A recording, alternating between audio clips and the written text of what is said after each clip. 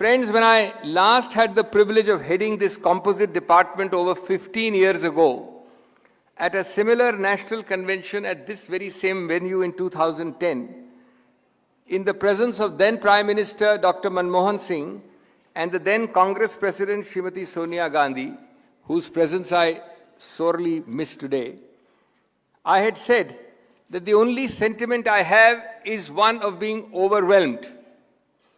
I experience exactly the same feeling today.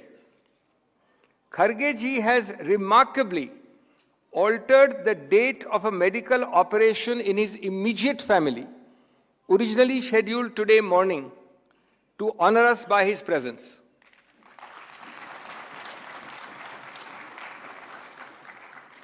His commitment to Congress causes is truly phenomenal. Rahul ji agreed immediately on my one call to block his morning amidst his frenetic schedule. We have 42 top Congress functionaries speaking today, all readily participating at my request. That includes all our sitting CMs, each one of them, and a host of the senior-most leadership across all senior designations who will embellish our day-long proceedings today. Over 2,200 lawyers are here across the length and breadth of India. The only geographical areas not represented are Andaman, Nicobar, Dadar Nagar Haveli, Lakshadweep and Sikkim. As I speak, there are 1,650 lawyers in this hall and in hall 5 and 6 of this building, Vigyan Bhavan, where we have live screening. That is 1650. We have at least 200 more crowding the aisles of all the three halls.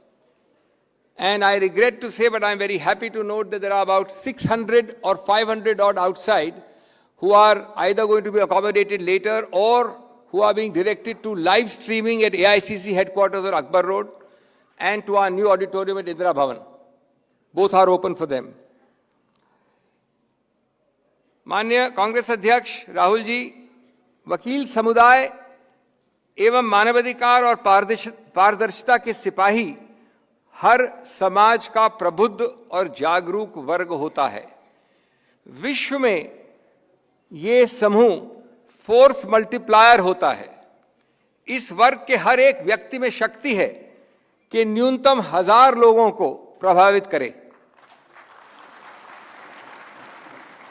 ये सिर्फ संयोग नहीं है कि 1885 में कांग्रेस के पहले अध्यक्ष और पहले अधिवेशन की अध्यक्षता की थी वोमेश चंद्र बनर्जी ने, जो एक सफल वकील थे. हमारी पूंजी, हमारी जीएनपी गांधी, नेहरू, पटेल का सबका कानून से बहुत निकट संबंध रहा है. हमारे स्वतंत्रता संग्राम की हर कड़ी जुड़ी है इन तबकों से. राजेंद्र प्रसाद जी से लेके बाबा साहेब अंबेडकर, राजगोपालाचारी साहब से लेकर लाला लाजपत राय, मदन मोहन मालवीय से लेकर CR दास, और आपको जिनको रोचन इंटरेस्ट हो, अगर आप रुचि हो तो देखिए मोतीलाल नेहरू के इनकम टैक्स रिटर्न्स 1920 और 30 के. वो हिंदुस्तान के सबसे सफल वकील थे जिनका योगदान, वो प्रिवी काउंसिल जाया करते थे बहस करने, उनका योगदान स्वतंत्रता संग्राम में कितना रहा है. I stand before you not just as a lawyer or a parliamentarian, but I stand before you as a deeply concerned citizen of the Republic of India. A republic born out of dreams dreamt during the darkest nights of colonial oppression. A republic scripted not merely on paper, but in blood, sweat and tears of our freedom fighters. A republic whose constitutional soul today stands tested, tarnished and threatened. The title of today's event, Constitutional Challenges, Perspectives and Pathways, could not be more timely, more urgent, or more consequential. For the truth is bitter but unavoidable. We are living through a moment where the Constitution is not merely ignored, it is being twisted into a tool of domination. The very values that gave us democratic breadth, liberty, fraternity, equality, justice, are all now gasping for air. Let me remind this August gathering that the Constitution of India is not an administrative manual. It is a moral mission. It is not just a legal contract between citizens and the state. It is the living, beating heart of our democracy. And in crafting of this magnificent document, the Congress party did not merely play a role. We were its very womb. It was the Indian National Congress that envisioned it, enabled it, and enacted it through the vision of Nehru, the resolve of Patel, the intellect of Ambedkar, and of course, above all, the moral compass of Gandhi. Let it be recorded without hesitation or humility that the Congress party is the constitutional conscience keeper of this country. It was Congress that translated freedom into rights, agitation into administration, and revolution into institutions. It was the Congress that gave India the stirring words of our preamble, the directive principles, universal adult franchise. It was the Congress that made India a democracy not just in word or form, but in spirit. And today it must fall again to the Congress to protect, preserve, and if necessary, revive the soul of the Constitution. But friends, what exactly is the challenge we face today? The challenge is not simply one of bad governance or poor economics.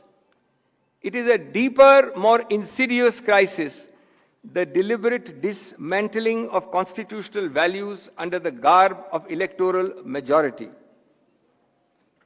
The Constitution has checks and balances. They are being replaced, unfortunately, with checks spelled C-H-E-Q-U-E-S and bulldozers. The Constitution has rights and remedies. The ruling dispensation offers us raids and rhetoric. The Constitution speaks of liberty. They weaponize loyalty. This is not governance. This is the gaslighting of the Republic. जब लोकतंत्र को सिर्फ vote तक सीमित कर दिया जाए और संविधान को सिर्फ एक प्रतीक बना दिया जाए, तब समझ लीजिए कि खतरा कागजों से निकलकर नियतों में घुस गया है. Consider this alarming landscape. Governors today act like glorified agents of the ruling party, not constitutional umpires. Speakers suspend opposition en masse but remain mute when ruling party members breach decorum. Investigative agencies are now enforcers of vendetta. The judiciary, with a few honorable exceptions, far too often whispers when it should roar. The balance of power has tilted into an abyss, and constitutional silences are being exploited with constitutional impunity. We must reflect, how did we reach here? And more importantly, how do we reclaim our republic? First, we must stop pretending that this is business as usual. What we are witnessing is not a mere aberration. It is a design, a calculated, organized design. This is not a temporary deviation. It is an ideological project.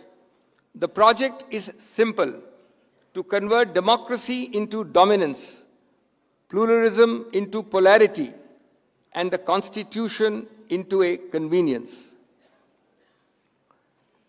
The ruling regime has perfected the art of constitutional mimicry, where they use the language of the Constitution to undermine its very essence.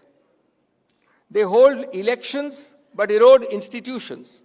They appoint judges but question judicial independence. They sing Vande Mataram but jail young voices. They lay claim to Ambedkar but bulldoze the very rights he stood for.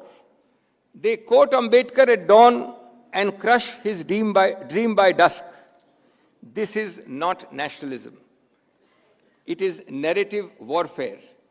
देश से प्रेम का मतलब ये नहीं कि सरकार से सवाल न हो. देशभक्ति का मतलब ये नहीं कि हक की आवाज दबा दी जाए.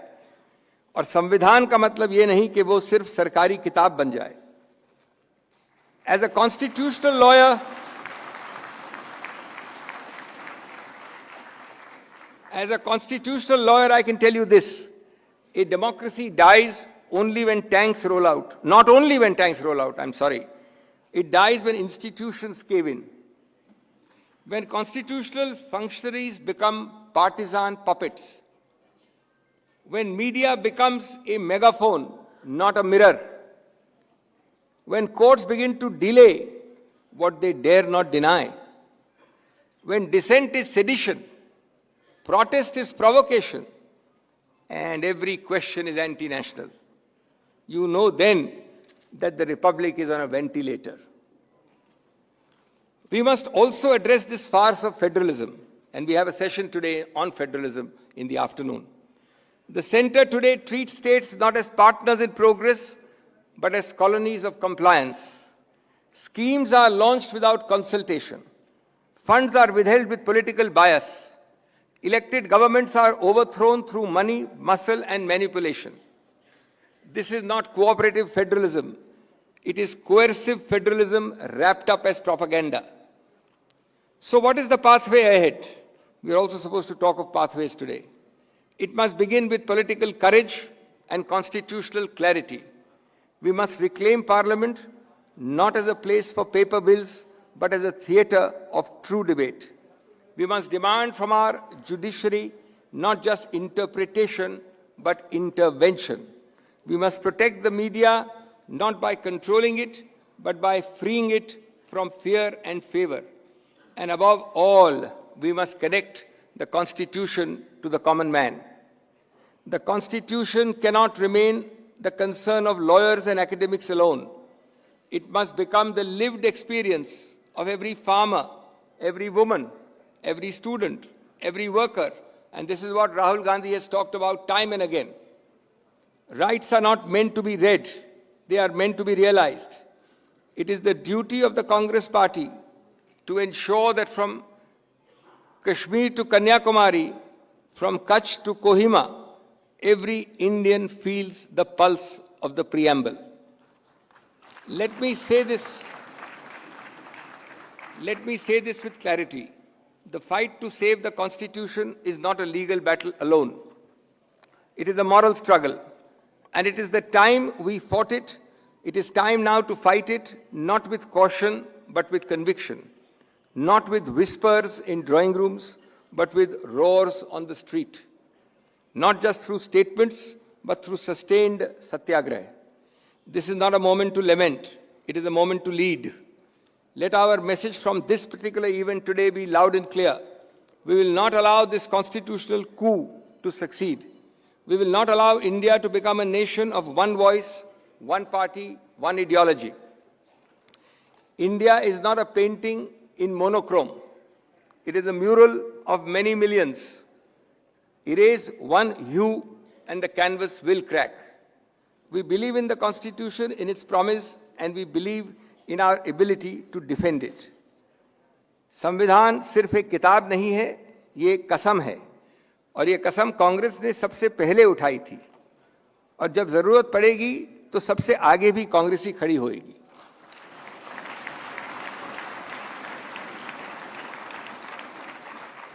So let us rise not as opposition, but as the original vision. Let us speak not just to win debates, but to win back the nation. Let us act not for political returns, but for constitutional redemption. Let it be said in the annals of history, when the Constitution wept, it was the Congress that wiped its tears. When democracy bled, It was the Congress that bandaged its wounds. And when the Republic trembled, it was the Congress that stood firm like a rock. Jai Hind, Jai Samvidhan, Jai Congress.